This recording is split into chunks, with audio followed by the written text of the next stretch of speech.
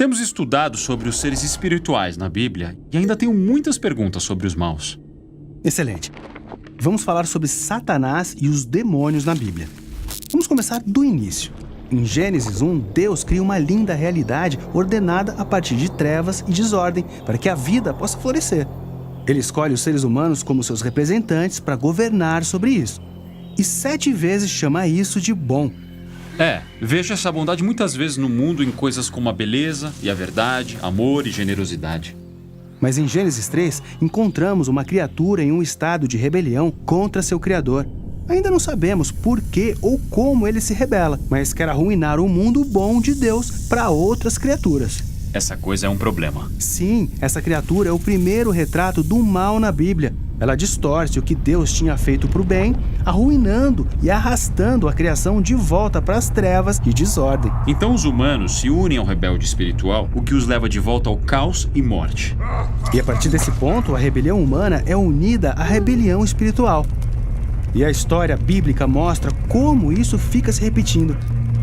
Certo, mas espere, tiramos tudo isso apenas dessa serpente? Bem, há pistas na história de que é mais do que apenas uma serpente. Lembre-se, Éden é um lugar alto onde a terra e suas criaturas se sobrepõem ao céu e suas criaturas. Então essa serpente poderia ser um ser espiritual? Bem, Gênesis 3 aponta nessa direção. Depois, os autores bíblicos pintam o resto do quadro. Como quando o profeta Isaías tem uma visão da sala do trono celestial de Deus. Deus está cercado e sendo louvado pelos seres espirituais. Sim, esses são os querubins ao redor do trono de Deus. Mas quando Isaías vê essas criaturas, ele as descreve como serafins, que em hebraico significa cobra.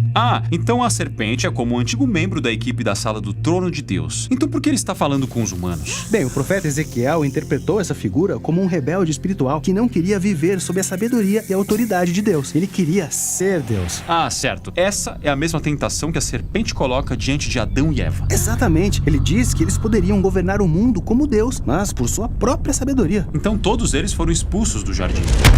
Sim, Deus disse que esse rebelde agora vai rastejar.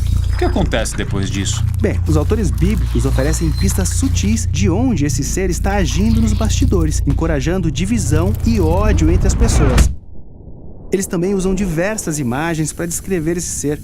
É uma serpente, ou um dragão marinho, ou uma criatura sombria do deserto, ou o rei da morte e do túmulo. Ele também recebeu muitos títulos como tentador, ou o maligno, ou o diabo, que em grego significa o acusador. Mas o nome dele é Satanás, né? Na verdade, não. Satanás não é nome. É mais um desses títulos. É por isso que, em hebraico, ele tem o artigo o na frente. O Satanás significa o adversário, porque ele não é a favor de nada. Em vez disso, ele é o anti-tudo, usando mentiras para nos arrastar de volta para trevas e desordem. Isso é forte. E sobre esses outros rebeldes espirituais na Bíblia chamados demônios? Quem são eles? Então, lembra o conceito da equipe celestial de Deus, o conselho divino ou os filhos de Deus? Nas escrituras hebraicas aprendemos que alguns desses também se rebelaram. Quando isso aconteceu? Na verdade, várias vezes. Depois da serpente vem a rebelião dos filhos de Deus em Gênesis 6. Ficamos sabendo que eles fazem sexo com mulheres que dão à luz a guerreiros gigantes violentos.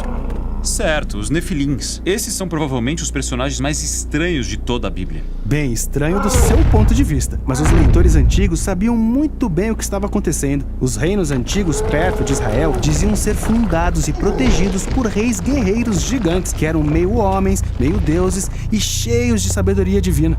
Entendo. Então os autores bíblicos estão dizendo: ei, esses reis guerreiros não deveriam ser honrados. Certo, nessa história, eles são representados como rebeldes humanos presos ao mal espiritual, espalhando sua violência no mundo bom de Deus. Sim, e um desses reis vai construir a cidade da Babilônia em Gênesis 10. Sim, Nimrod, cujo nome soa como a palavra hebraica para rebelde, e seu reino leva à próxima rebelião, onde os humanos exaltam a si mesmos na Babilônia.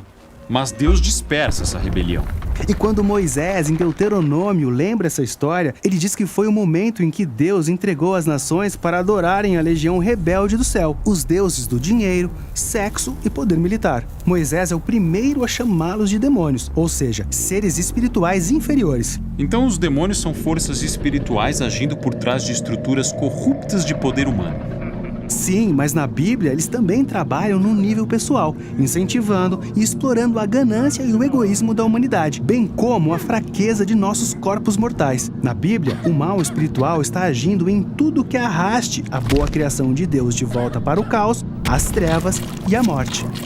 É por isso que quando Jesus chega, ele diz que seu principal inimigo não é humano. Certo, Jesus e seus primeiros seguidores viam toda a dor e sofrimento do mundo bom de Deus como um sinal de sua prisão, à morte e ao mal espiritual. Mas eles não achavam que esse era o fim da história. Certo. Jesus sabia que a única maneira de sair dessa ruína cósmica é vencer o mal e a própria morte, mesmo que isso lhe custe tudo.